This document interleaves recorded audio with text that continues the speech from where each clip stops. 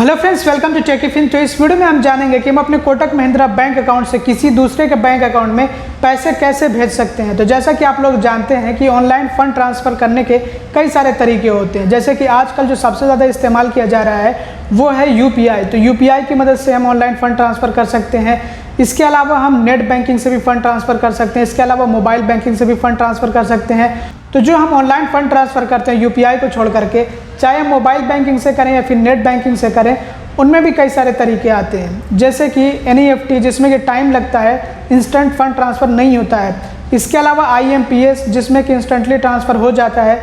इसके अलावा आरटीजीएस है, लेकिन इसमें क्या होता है कि आपको पहले बेनिफिशियरी ऐड करना होता है, जिसको हम पेई भी कहते हैं। तो पहले में बेनिफिशियरी ऐड कर लेना होता है। तो जब आपका बेनिफिशियरी ऐड हो जाता है सक्सेसफुली, तो उसके बाद जो आप फ़ंड ट्रांसफ़र कर सकते हैं। लेकिन अभी के टाइम में एक नया तरीका भी आ गया है कि जिसमें आपको बेनिफिशियरी ऐड करने की ज़रूरत नहीं होती है।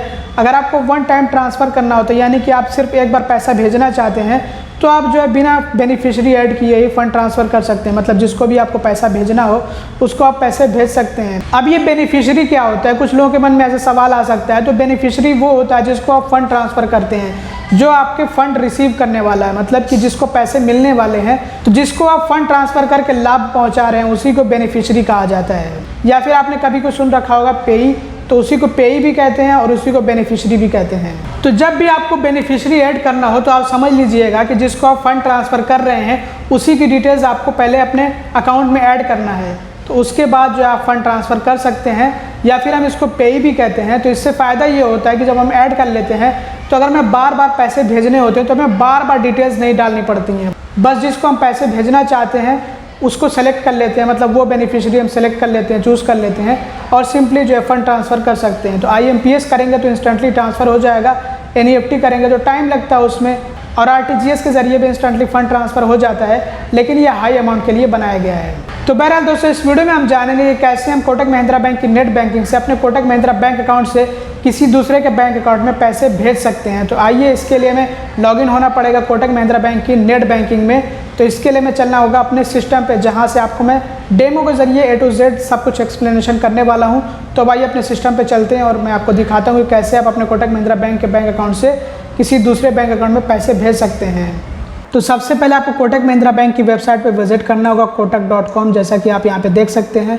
उसके बाद आपको नेट बैंकिंग में लॉगिन होने के लिए यहाँ पे आपको ऑप्शन मिलता है लॉगिन का, तो उस पर आपको क्लिक कर लेना है इस तरह से, और ये जो इंटरफेस ओपन हो जाएगा कोटक महिंद्रा बैंक की नेट बैंकिंग का।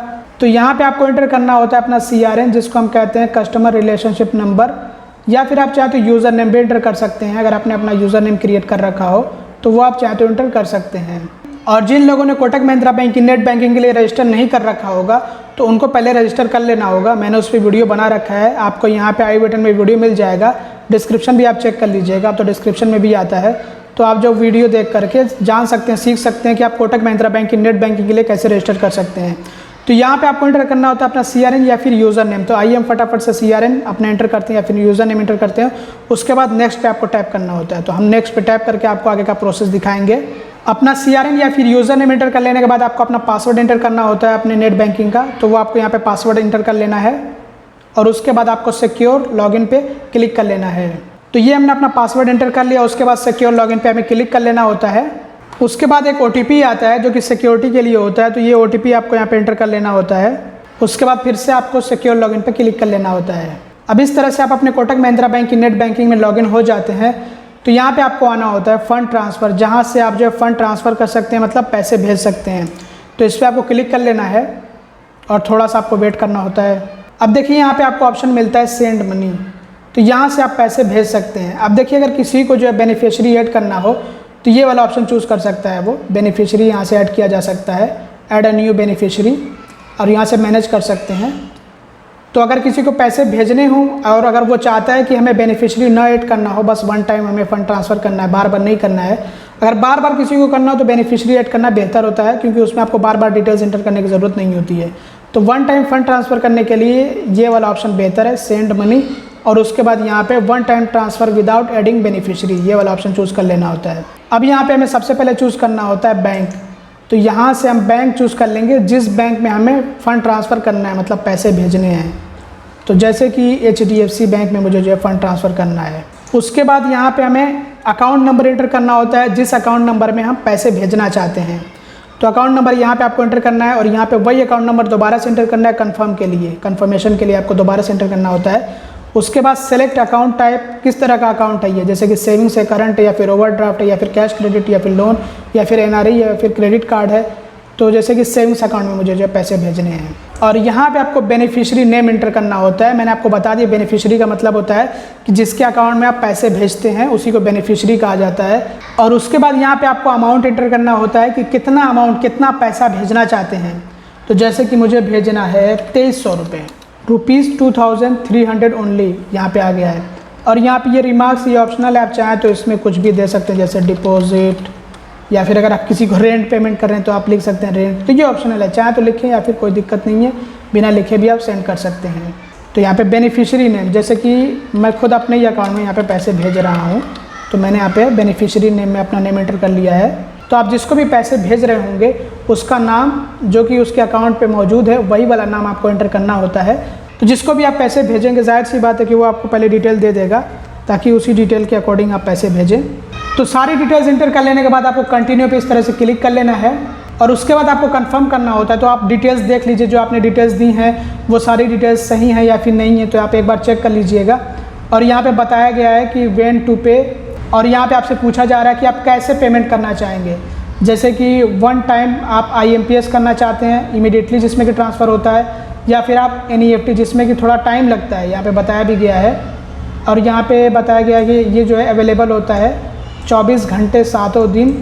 तो आप जो भेज सकते हैं IMPS से, आपको मैंने पहले ही बता दी कि इसमें जो इंस्टेंट ट्रांसफ़र होता है यानी कि फ़ौरन ही पैसे पहुँच जाते हैं, और इसमें NEFT में थोड़ा टाइम लगता है। तो बहरहाल आपको जैसे भी ट्रांसफ़र करना हो आप चूज़ कर सकते हैं कि आप किस मोड से, किस मेथड से ट्रांसफ़र करना चाहते हैं। और यहाँ पे आप शेड्यूल भी कर सकते हैं कि आप कब पेमेंट करना चाहते हैं, डेट और टाइम उसमें जो है चूज़ कर सकते हैं। तो ये सब कर लेने के बाद आप कन्फर्म एंड पे क्लिक कर लेना होता है। अब एक OTP आता है आपके रजिस्टर्ड मोबाइल नंबर पर, तो वही OTP आपको यहाँ पर एंटर करना होता है, जिसके बाद आपका जो ट्रांजेक्शन है ये कंप्लीट हो जाता है। तो OTP एंटर कर लेने के बाद आपको वेरीफाई पर क्लिक कर लेना होता है, जिसके बाद आपका जो ट्रांजैक्शन है वो कंप्लीट हो जाता है। आप चाहें तो यहाँ से रिसीट भी डाउनलोड कर सकते हैं, यहाँ पे डाउनलोड का ऑप्शन है, और यहाँ से आप चाहें तो रिसीट देख भी सकते हैं। ये देखिए डाउनलोड हो गई ये रिसीट, और यहाँ से आप रिसीट देख भी सकते हैं। तो ये रिसीट हमारे सामने है। तो इस तरह से आप कोटक महिंद्रा बैंक से इंस्टेंट फ़ंड ट्रांसफ़र कर सकते हैं, मतलब किसी दूसरे के खाते में आप पैसे भेज सकते हैं। तो दोस्तों ये था वो पूरा तरीका, वो पूरा प्रोसेस जिसकी मदद से आप अपने कोटक महिंद्रा बैंक अकाउंट से किसी दूसरे के बैंक अकाउंट में पैसे भेज सकते हैं, चाहे वो कोई सा भी बैंक अकाउंट है, मतलब कोई सा भी बैंक हो उसके अकाउंट में आप जो पैसे भेज सकते हैं। उम्मीद करता हूँ कि आपके लिए वीडियो हेल्पफुल और इन्फॉर्मेटिव रहा। अगर आपको वीडियो पसंद है तो ज़रूर लाइक करिएगा, चैनल को सब्सक्राइब ना करें तो सब्सक्राइब भी कर लीजिएगा और वीडियो को शेयर करिएगा। Thanks for watching, bye bye.